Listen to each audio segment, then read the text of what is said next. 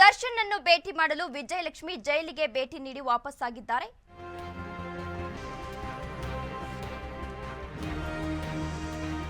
ಪರಪ್ಪನ ಅಗ್ರಹಾರ ಜೈಲಿನಲ್ಲಿರುವ ದರ್ಶನ್ ಭೇಟಿಗೆ ಬಂದ ಮಗ ಪತ್ನಿ ವಿಜಯಲಕ್ಷ್ಮಿ.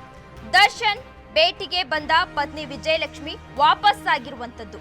ಪುತ್ರನ ಸಮೇತ ಆಗಮಿಸಿದ್ದ ವಿಜಯಲಕ್ಷ್ಮಿ ಇದೀಗ ವಾಪಸ್ಸಾಗಿರುವಂತದ್ದು. ಮಾಧ್ಯಮಗಳ ಕ್ಯಾಮೆರಾ ಕಂಡು ಪತ್ನಿ ವಿಜಯಲಕ್ಷ್ಮಿ ವಾಪಸ್ಸಾಗಿದ್ದಾರೆ ಎನ್ನುವ ಮಾಹಿತಿ ಕೂಡ ಲಭ್ಯವಾಗ್ತಾ ಇರುವಂತದ್ದು. ಪರಪ್ಪನ ಅಗ್ರಹಾರ ಜೈಲಿನಲ್ಲಿರುವ ದರ್ಶನ್ ಭೇಟಿಗೆ ಬಂದ ಮಗ ಹಾಗೂ ಪತ್ನಿ ವಿಜಯಲಕ್ಷ್ಮಿ. ದರ್ಶನ್ ಭೇಟಿಗೆ ಬಂದ ಪತ್ನಿ ವಿಜಯಲಕ್ಷ್ಮಿ ಇದೀಗ ವಾಪಸ್ಸಾಗಿರುವಂತದ್ದು. ಪುತ್ರನ ಸಮೇತ ಆಗಮಿಸಿದ್ದ ವಿಜಯಲಕ್ಷ್ಮಿ ಇದೀಗ ವಾಪಸ್ಸಾಗಿರುವಂತದ್ದು.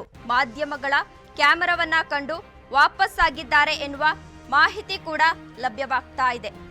ಪರಪ್ಪನ ಅಗ್ರಹಾರದಲ್ಲಿರುವ ಪತಿ ದರ್ಶನ್ರನ್ನ ನೋಡಲು ಪತ್ನಿ ವಿಜಯಲಕ್ಷ್ಮಿ ಅರ್ಧದಿಂದಲೇ ಬಂದು ವಾಪಸ್ಸಾಗಿದ್ದಾರೆ ಎನ್ನುವ ಮಾಹಿತಿ ಕೂಡ ಲಭ್ಯವಾಗ್ತಾ ಇದೆ. ಪರಪ್ಪನ ಅಗ್ರಹಾರ ಜೈಲಿನ ಸಮೀಪ ಬಂದ ವಿಜಯಲಕ್ಷ್ಮಿ ಅಲ್ಲಿಂದನೇ ಯೂ ಟರ್ನ್ ಅನ್ನ ಹೊಡೆದಿದ್ದಾರೆ ಎನ್ನುವ ಮಾಹಿತಿ ಕೂಡ ಲಭ್ಯವಾಗ್ತಾ ಇದೆ.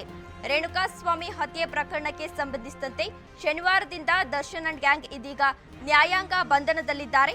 10 ದಿನಗಳ ಪೊಲೀಸ್ ಕಸ್ಟಡಿ ಅಂತ್ಯವಾದ ಬಳಿಕ ದರ್ಶನ್ ಅಂಡ್ ಗ್ಯಾಂಗ್ ಇದೀಗ ಜೈಲು ವಾಸದಲ್ಲಿ ಇರುವಂತದ್ದು.